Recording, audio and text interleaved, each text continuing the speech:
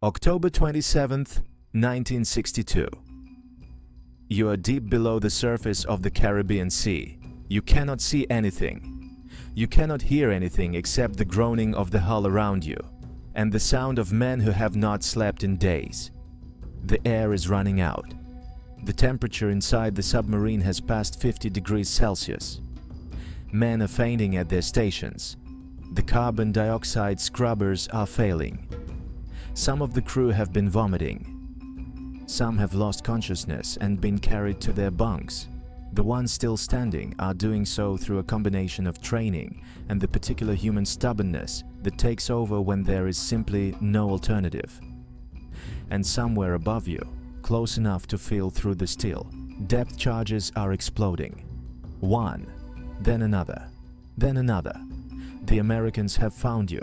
Your captain has reached a conclusion. He does not know what is happening on the surface. He has had no communication with Moscow for days. He does not know that the most dangerous diplomatic standoff in human history is teetering on the edge of resolution. He does not know that the two most powerful men on earth are exchanging letters. He does not know that the world is still talking. He knows only what he can see and hear.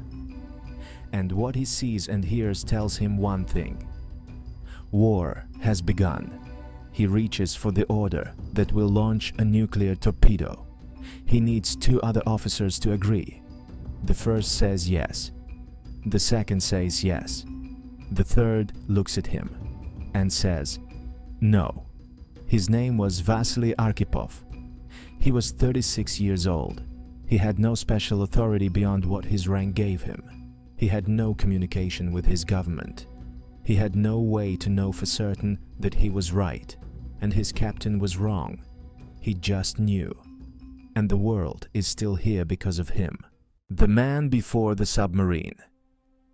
To understand what Vasili Arkhipov did on October 27, 1962, you have to understand who he was before that day. Because Arkhipov did not arrive at that submarine without history. He arrived as a man who had already survived something that most Soviet naval officers only feared in theory. He had already been inside a nuclear catastrophe. Vasili Alexandrovich Arkhipov was born on January 30, 1926, in the village of Zvorkovo, in the Moscow Oblast. He entered the Pacific Higher Naval School in 1942, in the middle of the Second World War, and graduated into a Soviet Navy that was simultaneously rebuilding from catastrophic early war losses and expanding its global ambitions. By the late 1950s, he was a submarine officer of demonstrated competence, rising steadily through the ranks of a navy that Khrushchev was transforming into a force capable of challenging American power in the deep ocean. In 1961, he was assigned to the submarine K-19. K-19 was one of the Soviet Navy's most prestigious vessels, a hotel-class ballistic missile submarine, nuclear-powered, carrying 3 nuclear-tipped ballistic missiles. Arkhipov served as executive officer, second in command. In July 1961, on deployment in the North Atlantic, K-19's primary reactor cooling system failed. What followed was one of the most harrowing episodes in the history of nuclear power at sea.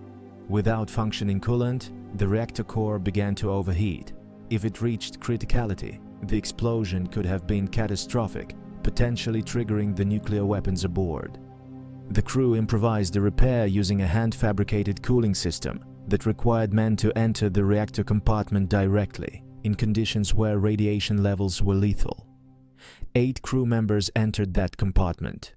All 8 died within days or weeks from acute radiation syndrome. Others received doses that shortened their lives. The reactor was stabilized. The submarine did not explode. Arkhipov was present throughout this crisis. He breathed the contaminated air of a submarine fighting a nuclear emergency in the middle of the Atlantic. He watched men volunteer to enter a compartment they knew would kill them. He functioned as an officer, as a leader, as a human being, under conditions that would have broken most people. What the record shows afterward is that he continued to serve, that he was promoted. and that when the Cuban Missile Crisis began in October 1962, he was assigned as brigade commander of a 4-submarine flotilla heading for the Caribbean. The man who would save the world was not untested. He was a man who had already looked at a nuclear catastrophe and found a way through it. He had learned, at a cost measured in human lives, what it meant to make decisions under extreme danger and incomplete information. He had learned that panic kills, that calm is a form of precision. That knowledge was aboard B-59 on October 27, 1962. The man in the submarine. The submarine was B-59, a Foxtrot-class Soviet diesel-electric submarine, over 90 meters in length, crewed by approximately 78 men. It ran on diesel engines on the surface and electric batteries when submerged, which meant it had a fundamental operational limitation. It had to surface periodically to recharge its batteries and replenish its air supply. In the middle of an American naval cordon, surfacing was not possible.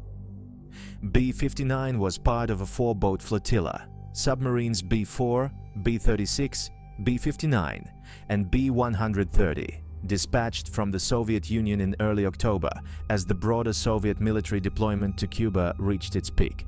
Each submarine carried conventional torpedoes and 1 T-5 nuclear torpedo. The crew of B-59 had been told they were going to the tropics.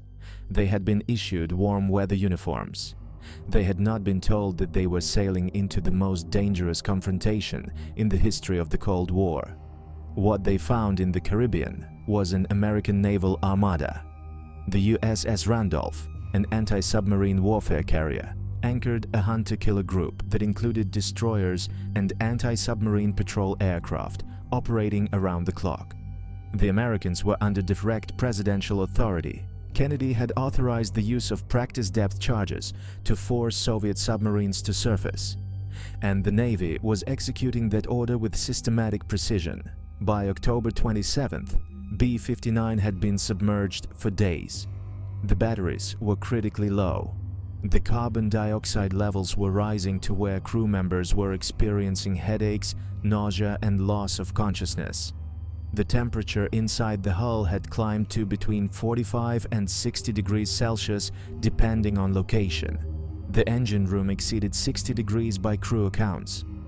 Men were lying on the floor of passageways.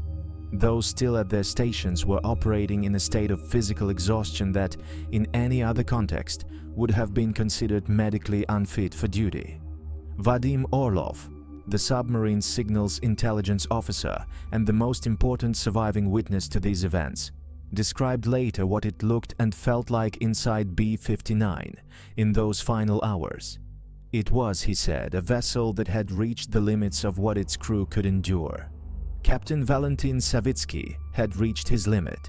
He was a professional, a veteran, a commander who had spent his career preparing for exactly this situation. But days without sleep, without fresh air, without communication with his crew failing around him, and what sounded like a naval attack happening directly above, had pushed him to a conclusion that from inside that submarine, with the information available to him, was not irrational. The depth charges were getting closer. He ordered B-59's nuclear torpedo prepared for launch.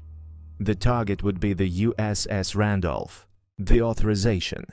Here is what most people do not know about Soviet nuclear weapons doctrine in 1962. On land, the use of nuclear weapons required explicit authorization from the top of the political chain, ultimately from Khrushchev himself. The controls were strict and the procedures rigid. At sea, in the specific operational context of October 1962, it was different. The 4 submarines of the flotilla had departed the Soviet Union carrying nuclear torpedoes under orders, whose exact wording remains classified, but which surviving accounts suggest gave commanders some form of conditional authority to use nuclear weapons under specific circumstances, including if they came under attack and could not reach Moscow for orders. The logic was practical. A submarine in the middle of a naval engagement cannot wait for a call from the Kremlin.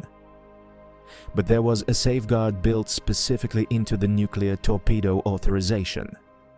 3 officers had to agree. The captain alone could not authorize the launch. The political officer, the zampolit, the Communist Party representative embedded in every Soviet military unit, had to concur. And the third vote in the specific case of B-59 belonged to the brigade commander, the senior officer of the entire 4-submarine flotilla, who happened to be physically present aboard B-59 for this deployment. That officer was Vasili Arkhipov. It is worth pausing on this. Arkhipov was aboard B-59 because of a routine administrative assignment. He could have been on any of the other 3 submarines. If he had been on B-4 or B-36 or B-130, he would not have been in the room when Savitsky gave the order. The fact that he was present was an accident of scheduling. Captain Savitsky stated his intention clearly. He wanted to launch. The political officer, Ivan Maslenikov, agreed. Arkhipov refused. What followed was an argument of extraordinary intensity conducted inside a submarine where men were collapsing from heat and oxygen deprivation. Savitsky was the captain of B-59. The command of the vessel was his. In every other matter aboard this submarine, his word was final. On the nuclear torpedo, Arkhipov had an equal vote. He used it. He argued calmly according to Orlov's account, methodically through each element of Savitsky's conclusion. The depth charges were not weapons grade. They were lighter signaling devices designed to force a submarine to surface, not to destroy it. The absence of communication from Moscow did not confirm that war had started. It confirmed only that they had lost contact, a known operational limitation of deep submerged diesel submarines. Firing a nuclear torpedo at an American carrier group in the middle of a crisis that was still, for all they knew, being managed diplomatically, that would not be a defensive response.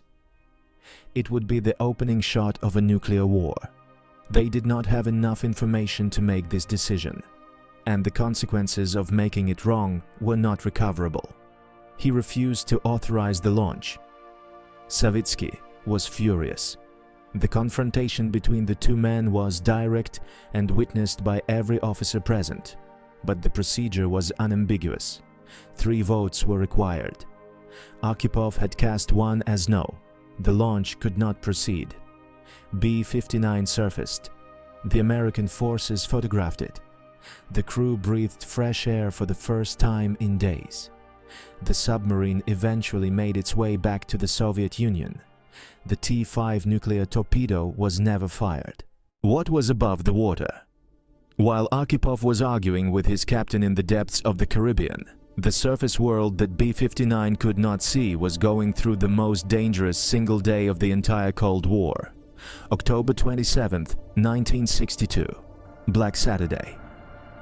In the morning, a U-2 reconnaissance aircraft piloted by Major Rudolf Anderson was shot down over Cuba by a Soviet surface-to-air missile. Anderson was killed, the first American to die in direct connection with the crisis. In Washington, the ExComm received the news with barely contained alarm. The advocates of immediate military action present in every meeting since October 16th now had concrete evidence that American forces were being fired upon. The pressure on Kennedy to authorize a strike on Cuba was at its highest point since the crisis began. At the same time, Khrushchev had sent 2 letters in rapid succession. The first, relatively conciliatory, had sketched the outline of a possible resolution: Soviet missiles out of Cuba in exchange for an American pledge not to invade. The second, harder, had added a condition: removal of American Jupiter missiles from Turkey. Kennedy's advisors spent hours debating which letter to respond to and how.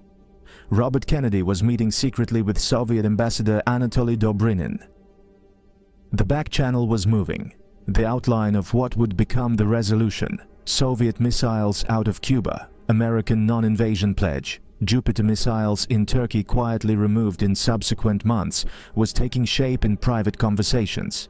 The crisis was, unknowingly to the men inside B-59, within hours of finding a way through.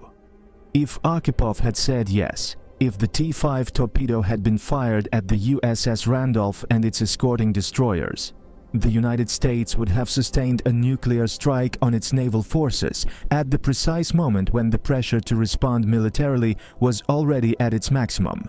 The diplomatic back channel that was quietly closing the crisis would have been destroyed instantly.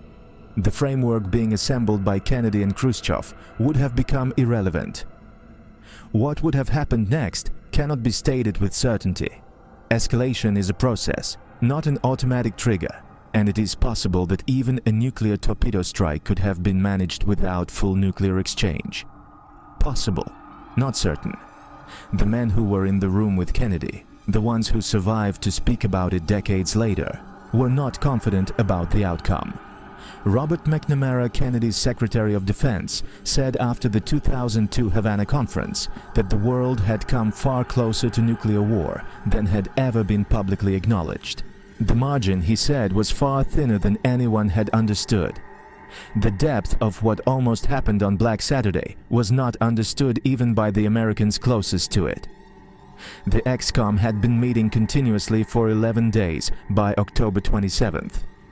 The men in that room, McNamara, Bundy, the Joint Chiefs, the Kennedys, had been operating on minimal sleep, under maximum pressure, making decisions about nuclear weapons with incomplete information. They knew Soviet submarines were in the area. They had forced several to surface. What they did not know, what no one in the American government knew until 2002, was that at least one of those submarines had, at a specific moment on Black Saturday, been within a 3-officer vote of a nuclear launch. That 2 of those 3 votes had been yes. When Thomas Blanton revealed this at the Havana conference, James Blight, the scholar who had helped organize the meeting, said that the revelation changed his understanding of the crisis entirely. It was not that the crisis had been managed well. It was that it had been survived, partly through skill, and partly through the particular good fortune of one man's assignment to one submarine. One submarine. One argument. One vote. Word the man history forgot. Vasili Arkhipov returned to the Soviet Union and resumed his naval career. He was not celebrated. The entire B-59 incident was classified at the highest levels and remained so for decades. Within the Soviet Navy, B-59 was not a story of heroism. It was, in some respects, a story of operational failure. A submarine that had been cornered and forced to surface by American forces. That was not what the Soviet Navy wanted on the record. There is evidence from post-Cold War accounts that Savitsky faced some professional consequences for the B-59 incident.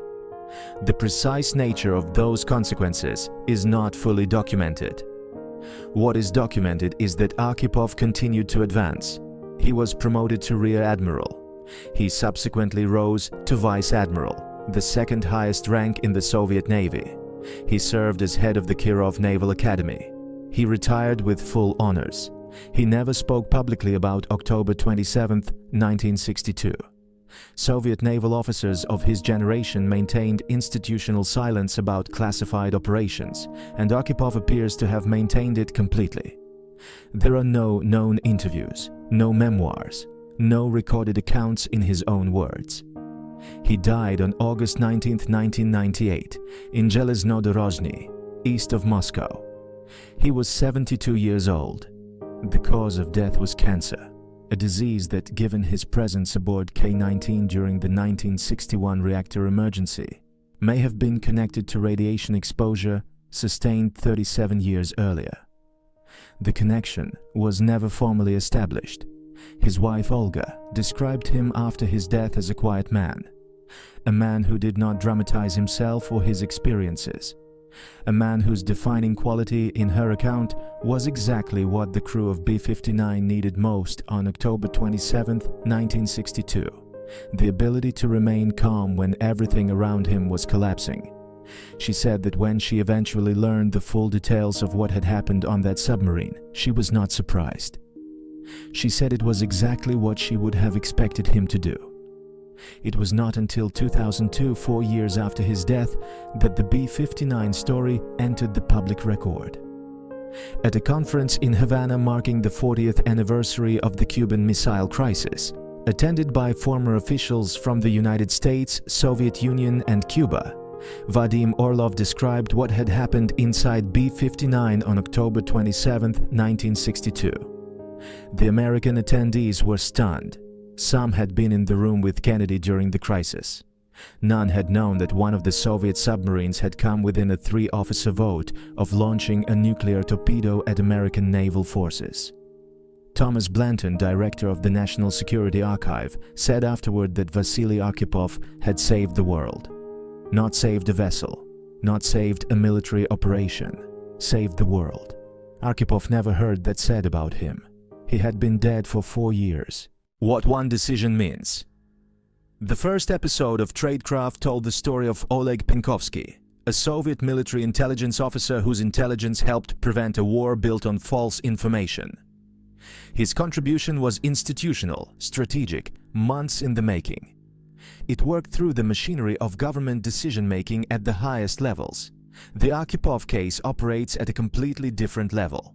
It was immediate, personal. It happened in a single conversation, in a confined space between 3 men who had to agree on a yes or no question. And it was almost entirely accidental. Arkhipov was aboard B-59 because of a routine administrative assignment.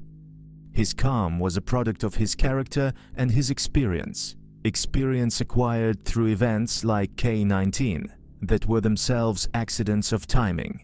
The 3-officer authorization requirement that gave him his veto was a procedural rule established for reasons that had nothing to do with Vasili Arkhipov specifically. The depth charges that triggered the confrontation were signaling devices the Americans used routinely, with no understanding that they were pushing a submarine crew toward a nuclear launch decision. The world did not survive October 27, 1962 because of a plan. It survived because of a coincidence of character, procedure and circumstance that nobody designed and nobody fully understood until 4 decades later. This is perhaps the most important thing about the Arkhipov case.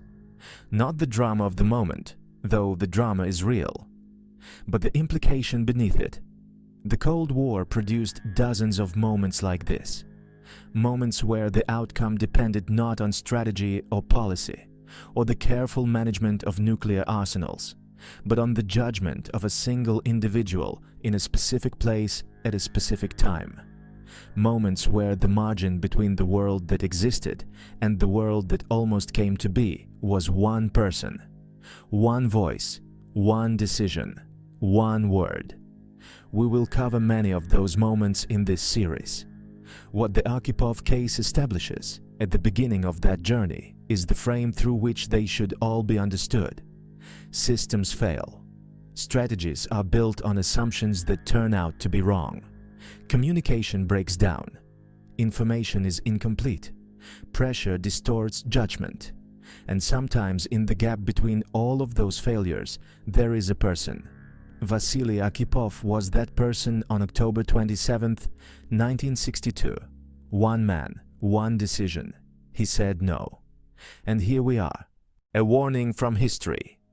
If you have stayed with this story to the end, if the name Vasili Arkhipov is now something you will not forget, then you have understood something most history books do not make clear. The Cold War did not end safely because the systems worked. It ended safely because at specific moments of maximum danger, specific individuals made specific decisions that pulled the world back from the edge. Penkovsky gave the West the truth it needed to avoid a war built on false intelligence. Arkhipov refused to start a war built on no intelligence at all. 2 men, 2 decisions, the same 13 days, the same crisis, the same world.